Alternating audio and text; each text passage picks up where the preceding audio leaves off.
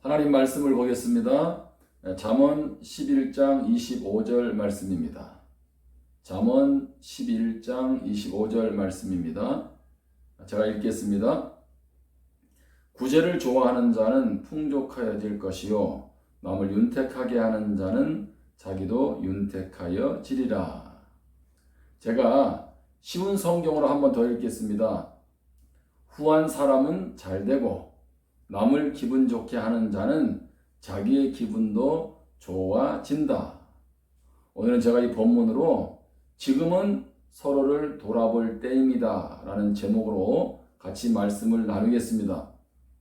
오늘은 평상시보다도 영상에 불편함을 느끼실 것 같아서 설교도 내용을 3분의 1 정도 줄여서 전하려고 합니다.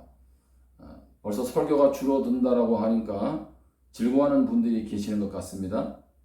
농담입니다. 성도님들도 이번에 많이 당황하셨죠? 저도 집사님 전화가 와서 딸이 코로나로 인하여 양성 반응이 나왔다는 소식을 듣고 목요일부터 금요일 이틀 동안은 정신이 없었습니다. 저를 비롯한 우리 교역자들, 우리 안수 집사님들과 긴밀하게 협의해서 성도들을 돌아보고 상황에 대처했습니다. 전화가 불이 난 건 당연하고요. 이번에 확진자가 된 청년은 주일 예배에 참석할 때 체온이 36.5도로 정상 체온이었습니다. 몸에는 아무런 증상도 없었습니다. 그런데 화요일에 열이 나고 그래서 수요일에 검진하고 목요일에 코로나 양성 반응이 나온 것입니다. 이번으로 깨닫는 것 중에 하나는 코로나가 나의 일상에 가까이 있다는 것입니다. 누구도 예외 없이 코로나로 인해서 어려움을 겪을 수 있다는 것입니다. 확진된 청년은 일부 예배를 드렸고요. 또 청소년셀 교사로 섬기고 있습니다. 또 청년셀에 속한 가정을 위로하기 위해서 장례 예배도 참석했습니다. 부모님들 역시 아동셀을 섬기는 충성된 분들입니다. 감사한 것은 추가 확진자가 더 생겨나지 않았다는 것입니다. 무엇보다도 감사한 것은 이번 일로 일부 예배에 오신 분들, 또 장례 예배 참석한 분들, 청소년 예배 참석한 자녀와 부모님들이 자가격리를 해야 합니다. 여러모로 힘드실 텐데 불평하기보다는 도리어 저를 위로해 주시고 도리어 교회를 걱정해 주시고 또 장례식의 유가족들, 확진자 가족을 더 걱정해 주신 것입니다. 이 자리를 빌어서 성숙하게 반응해 주신 성도님들에게 진심으로 감사드립니다. 우리 부산교회가 70년의 역사를 맞이하면서 영적 저력을 실감하는 시간이 되고 있습니다. 아울러서 이번 일로 직장에 가지 못하고 학교를 가지 못하고 여러모로 힘든 분들이 계심을 알기에 안타깝고 죄송한 마음을 전합니다. 하나님은 우리에게 슬픔 대신 희락을, 재 대신 화관을, 근심 대신 찬송을 주실 줄 믿습니다. 우리는 살아가면서 이런저런 일들을 겪습니다. 시편 90편 10절에 보면 우리의 연수가 70이요 강건하면 80이라도 그 연수의 자랑은 수고와 슬픔뿐이요 신속히 가니 우리가 날아가나이다. 인생을 살아가면서 좋은 날만 있으면 얼마나 좋겠습니까? 그런데 오늘 성경은 수고와 슬픔이 많이 있다라고 말씀하고 있습니다. 살아가면서 햇빛만 있다면 온 세상은 사막이 될 것입니다. 인생은 기쁜 날과 슬픈 날이 어우러져 더 아름다워지는 것 같습니다. 그러므로 주어진 상황에서 어떠한 관점을 가지느냐가 중요합니다. 제가 설교할 때마다 한 번씩 언급을 했죠. 믿음은 해석이라고. 다시 말합니다. 믿음은 해석입니다. 주어진 상황을 어떻게 받아들이느냐 하는 것입니다. 모든 상황을 긍정적으로 해석하는 사람이 있는가 하면 모든 상황을 부정적으로 해석하는 사람이 있습니다. 사람은 해석하는 대로 살아갑니다. 그리고 어떻게 해석하느냐에 따라 삶의 질은 엄청난 차이를 가져옵니다. 이번 일에 어떤 성도님이 문자를 보내주셨어요. 하나님이 우리 교회를 너무 사랑하시는 것 같다. 힘든 코로나 상황에도 예배드리고 전도 훈련하고 전도하고 또 리모델링을 위해 준비하고 기도하고 모두가 힘쓰고 애쓰면서 정신이 없이 바쁘게 움직이니까 특별 휴가를 주신 것 같다. 자신도 자가격리를 하면서 간만에 이틀 동안 푹 잠을 주무셨다고 했습니다. 왜 이분인들 힘들지 않겠습니까? 주어진 상황을 믿음 안에서 긍정적으로 해석하는 것입니다. 저도 이번 일을 통해 나와 공동체를 향한 하나님의 음성에 민감하게 귀를 기울이고 있고 계속 귀를 기울일 것입니다. 그런데 분명한 것은 하나님은 좋으신 분입니다. 하나님은 선하신 분입니다. 우리가 잘 아는 것처럼 이스라엘 백성들이 출애굽하여 홍해 앞에 다다르게 됩니다. 앞에는 홍해, 뒤에는 애굽 군대로 죽을 수밖에 없는, 꼼짝할 수 없는 그런 상황이 되었습니다. 백성들은 원망하고 불평합니다. 애굽에 매장지가 없어서 우리를 이 광야에서 죽게 하느냐? 그러면서 그들은 말합니다. 지도자를 잘못 만나서 그렇다. 모세가 무언가 잘못한 게 있으니 우리에게 이런 일이 일어나는 것이지. 내가 그동안 가만히 두고 보고 있었는데 이런 상황이 일어날 줄 알았어. 이런 부정적인 말들로 공동체의 분위기는 험악해졌습니다. 뿐만 아니라 하나님을 향한 원망도 얼마나 많이 했겠습니까? 문제를 해결해 주셔야 되는데 해결해 주기는커녕 우리를 이렇게 궁지로 몰아넣고 하나님 살아계신 건 맞아? 그런데 하나님은 홍해에 길을 내십니다.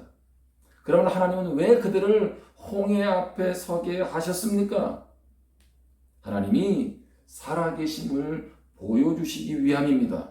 하나님을 경험하게 하시기 위함입니다. 뿐만 아니라 앞으로도 눈앞에 펼쳐진 상황만 보지 말고 배후에 여전히 함께 하시는 하나님을 신뢰하라고 말씀하고 계시는 것입니다.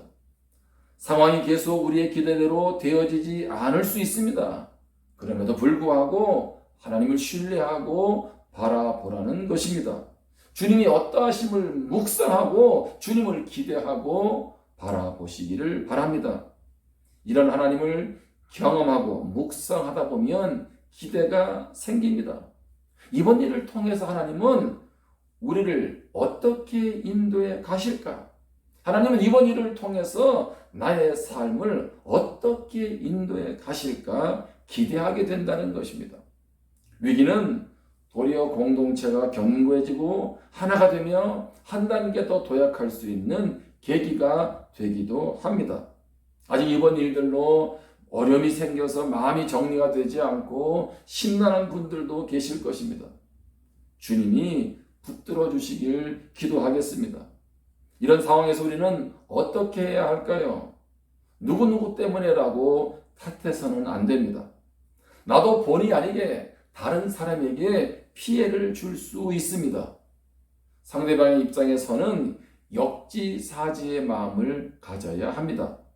잠언 11장 25절 오늘 본문에 보면 구제를 좋아하는 자는 풍족하여질 것이요 남을 윤택하게 하는 자는 자기도 윤택하여지리라고 말씀했습니다. 구제는 어려움이나 위험에 처한 사람을 돕거나 구하여 주는 것입니다. 어려움 가운데 있는 성도를 돌아볼 수 있기를 바랍니다. 오늘 본문은 남에게 베푸는 사람은 더 풍족하여진다고 말씀하고 있습니다. 그것을 윤택하여진다라고 말씀하고 있습니다. 한번 생각해 보십시오. 내 물질이 빠져나갔습니다. 통장의 잔고가 분명히 줄어들었습니다. 그런데 성경은 이웃을 향하여 베풀 때 더 풍족하여질 것이라고 말씀하고 있습니다. 남을 즐겁게 하면 자신도 즐거워질 것이라고 말씀하고 있습니다. 나눔이 축복입니다. 나눔을 통해 나는 물질의 청지기임을 확인합니다. 물질의 노예가 되지 않습니다. 나눔을 통해 기뻐하고 힘을 얻는 상대를 통해 나 자신이 행복해집니다.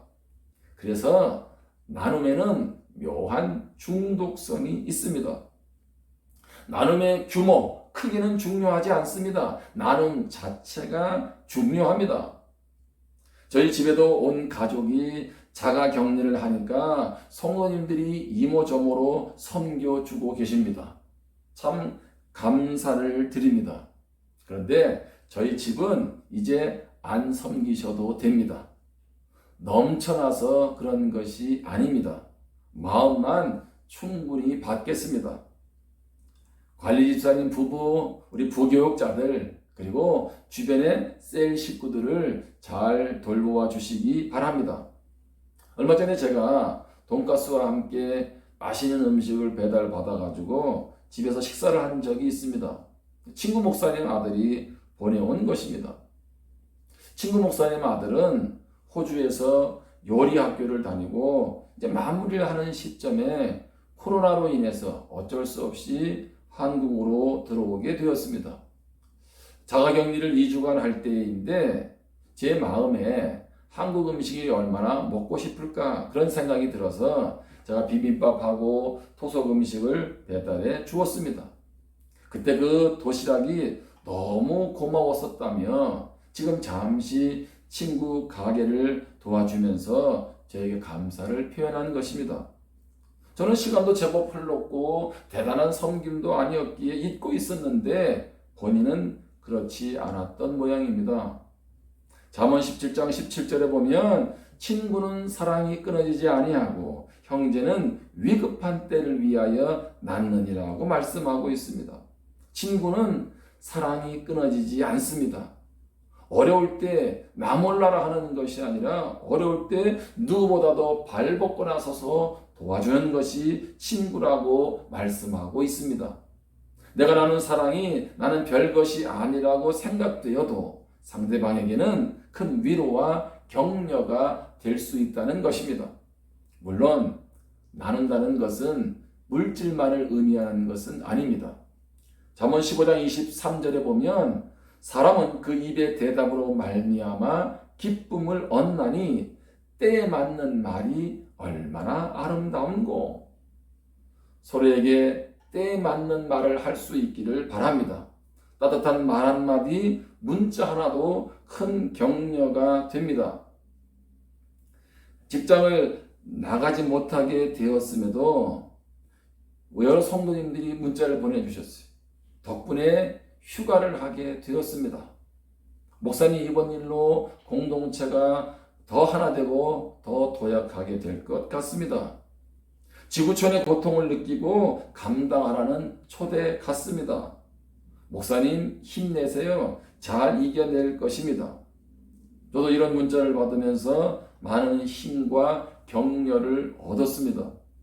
이번에 우리 교회 김경선 집사님, 학교 교장 선생님도 이번 일로 학교에 비상이 걸렸습니다.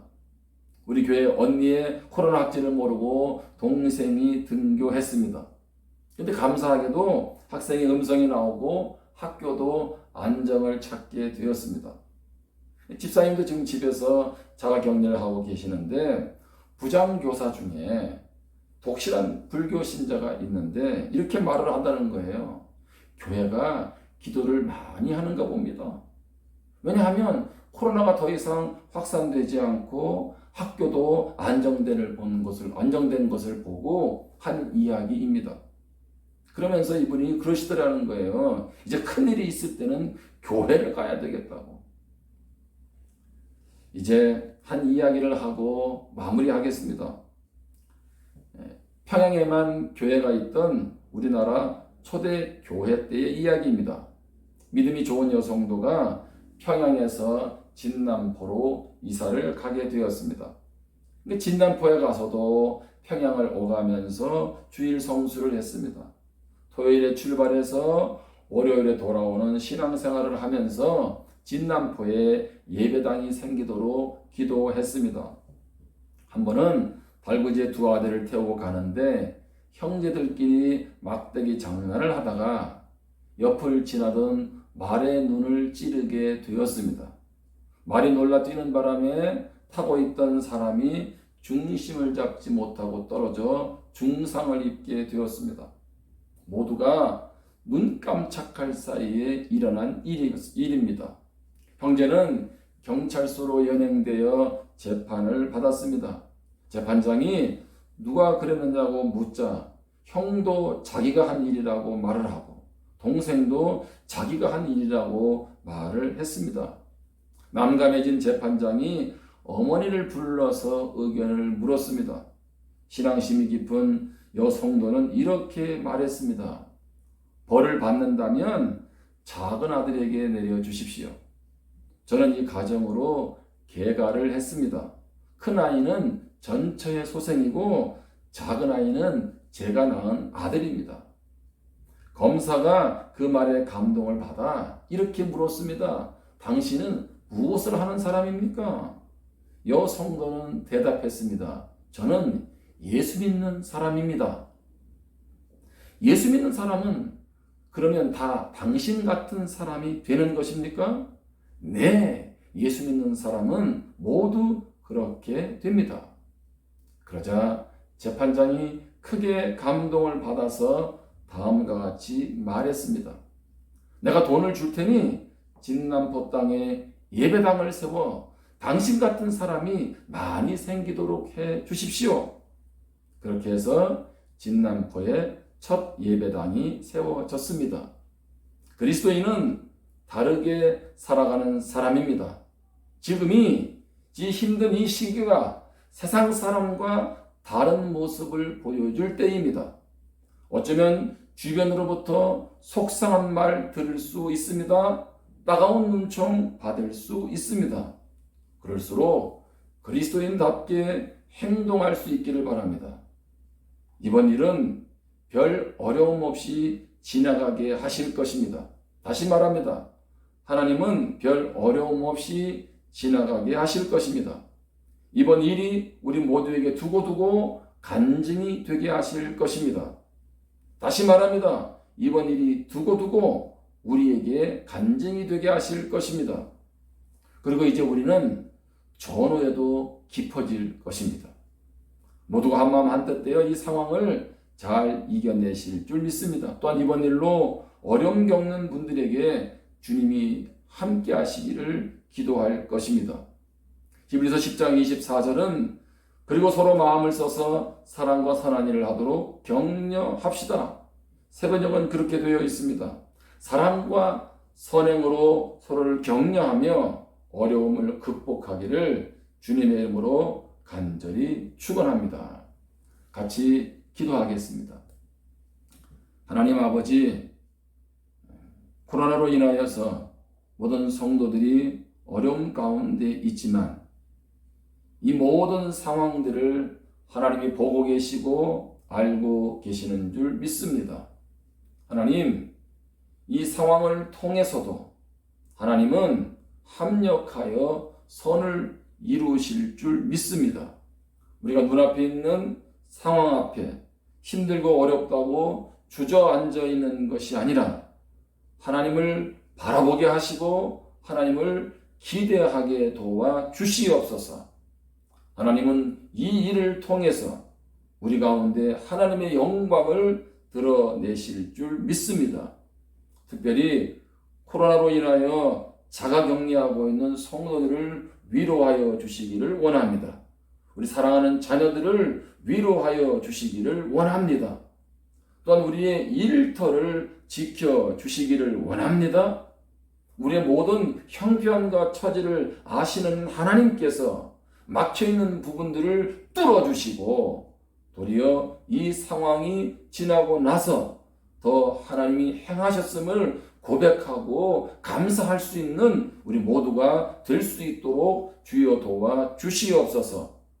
하나님, 힘들고 어려운 성도들을 서로 돌아보는 가운데 공동체가 더 주님께서 기뻐하시는 그런 공동체로 나아가게 하시고 도리어 비가 온 뒤에 땅이 굳어지듯이 도리어 이 상황들이 우리 교회가 더 그리스도의 사랑으로 하나 되고 더 세상을 향하여 주님을 드러낼 수 있는 그런 기회가 되도록 인도하여 주실 것을 믿습니다.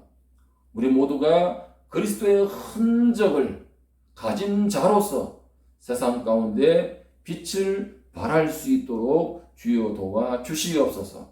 성도님들을 위로하여 주시고 주님의 장중에 붙들어 주옵시고 평안을 허락하여 주시며 성도들의 삶을 하나님께서 인도하여 주시옵소서. 예수님의 이름으로 기도합니다. 아멘.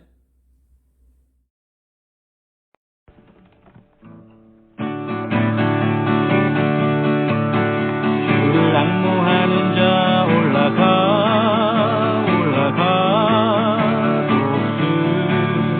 독수리같이 모든 싸움 이기고 근심 걱정 벗으니 올라가